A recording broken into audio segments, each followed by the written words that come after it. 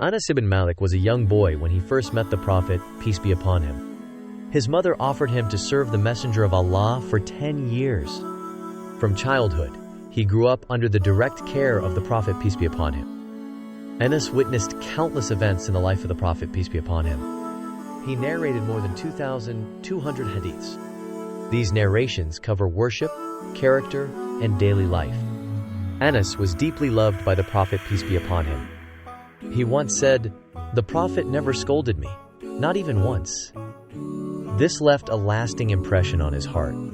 He was present in battles and journeys with the Messenger, peace be upon him. Anas ibn Malik lived a very long life. He became one of the last companions to pass away in Basra.